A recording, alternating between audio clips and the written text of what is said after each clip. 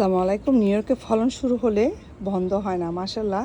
মিষ্টি কুমড়ার কাছে অনেক কড়া চলে আসছে। এগুলো কিন্তু খুব বেশি দিন আগে লাগানো না, দেখতে পারতেছেন। মানে জাস্ট জুন মাসের 2 তারিখে আমি মাটিতে বীজ বপন করে দিয়েছিলাম, কারণ আমার ঘরের ভিতরে সব গাছ যখন মারা গিয়েছিল। আর এটা আরও লেট করে লাগিয়েছি। এটা আমি অবশ্যই এখানে নিয়ে আসবো। এটা মাঝখানে কেমন জানি লাগতেছে। তো বাগান করার এটাই সুবিধা। দেখেন মৌমাছি ফুল নিয়ে পরাগায়ন করতেছে, আলহামদুলিল্লাহ। আপনারাও চেষ্টা করবেন, গাছ মাটিতে ডাইরেক্ট দিয়ে দিলে খুব ভালো। এখানে দেখেন আমার জঙ্গল হয়ে গেছে। এখানে আমার মানে কি বলবো, ডাঁটা শাক আমি লাগাই নাই, নিজে নিজে ডাঁটা শাক হয়ে আমার পাট শাকগুলো ক্ষতি করতেছে। তো এই জায়গাটা খালি আছে, এই জায়গাটাকে কুপিয়ে আরও কিছু পাট শাক আমি ফেলে দেবো। আর এখানে আমি কিছু ধনে, দেখেন এখানে পাকা ধনে ফেরার পর এখানে আমি আর কিছু ধনে লাগিয়ে দিয়েছি।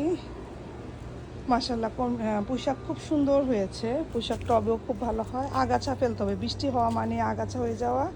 তো প্রচুর আগাছা। এখানে আমার মিষ্টি আলু, আল্লাহর রহমতে ঢেঁড়স গাছ, প্রচুর ঢেঁড়স হয়েছে, খেয়ালও করিনি। ঢেঁড়স চলে আসছে, দেখেন ঢেঁড়স গাছে পিঁপড়া হচ্ছে, তো আমি একটু করে ছাই দিয়ে দিব, দেখি।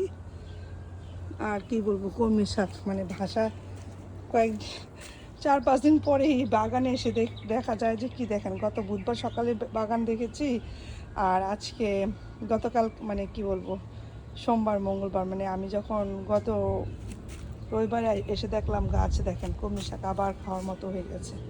আমি গত মঙ্গলবারে কলমি শাক কেটেছি, এই যে শাকটা আবার কাটার মতো হয়ে গেছে, আলহামদুলিল্লাহ। আর এই দিয়ে বরবটি গাছও মাচা উঠতেছে, একটু ফিক্স করে দিতে হবে বরবটির মাচাটা। আর চিচিঙ্গা গাছ এত সুন্দর হয়েছে, অনেক চিচিঙ্গা আসছে, মানে প্রতিটা জয়েন্টে জয়েন্টে চিচিঙ্গা আসছে। দেখা যাচ্ছে কিনা আমি বুঝতে পারতেছি না অবশ্য, কাছ থেকে দেখালে হয়তো বুঝবেন। এই দেখেন চিচিঙ্গা, প্রচুর চিচিঙ্গা। আমি যখন কাছ থেকে দেখলাম গাছের জয়েন্টে জয়েন্টে আমার এই যে চিচিঙ্গা আসছে, এই যে মাশাআল্লাহ, এই যে প্রচুর চিচিঙ্গা আসছে। তো চিচিঙ্গা ছেলে ফুল ফুটতেছে, মেয়ে ফুল একসাথে, তো চিচিঙ্গা টিকে যাবে, টেনশন করার কিছু নাই। পরাগায়ন করতে হয় না, করলা পরাগায়ন করতে হয় না। অনেকে বলে পরাগায়ন করতে হয়, আমি কখনো আমার লাইফে করলা পরাগায়ন করিনি। এই দেখেন কিছু জিনিস পরাগায়ন করতে হয় না। ও মাই গুডনেস, দেখেন আমি তো জানিও না আমার করলা চলে আসছে। এই যে করলার কাছে শুধু একটা জিনিস করতে হয়, মাচায় এই যে নিচে থেকে একটু মাচা ওঠা পর্যন্ত এগুলো ফিক্স করতে হবে। যেহেতু আমি ছিলাম না, এই যে কিছু জিনিস উপরে উঠতে পারে না, কিছু রশি দিয়ে বেঁধে দিয়েছিলাম, কিছু এই দেখেন পিছনে চলে গেছে, ওগুলো ফিক্স করবো। যে মানে এই গাছটাও মাচায় উঠে গেলে করলা এই জায়গাটা পুরো ঝাঁপে যাবে।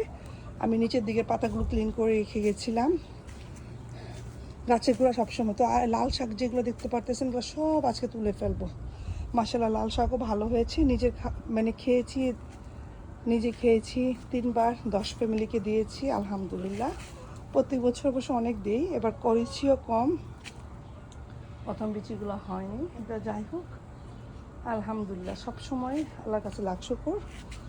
করলা চলে আসছে, চিচিঙ্গা চলে আসছে, মিষ্টি কুমড়া আসছে, লাউ আসছে, শিম চলে আসছে। আর কি চাই, জুলাই মাস হচ্ছে হারভেস্টিংয়ের টাইম, আলহামদুলিল্লাহ। এই দেখেন, আলহামদুলিল্লাহ আলহামদুলিল্লাহ, শশা চলে আসছে। সবাই আমার বাগানের জন্য দোয়া করবেন, ইনশাল্লাহ। আমিও দোয়া করি সবার বাগান বরকতময় হোক। টমেটো চলে আসছে, দেখেন এগুলো সব বীজ থেকে। দেখেন টমেটো চমৎকার ফলন হয়েছে। আমি নিচের পাতাগুলো সব কেটে দিতে হবে, এগুলো কিন্তু 2 বার করে কেটেছি, তারপরে জঙ্গল হয়ে যায়। নিউ ইয়র্কে আমি জানি না, নিউ ইয়র্কে যখন মানে ঠান্ডার অঞ্চল, কিন্তু যখন ফলন শুরু হয় না তখন কিন্তু খেয়ে শেষ করতে পারি না আমরা, মানুষকে দিয়ে নিজে খেয়ে শেষ করা যায় না। তো সবাই ভালো থাকুন, আজকে এ পর্যন্ত, আল্লাহ হাফেজ।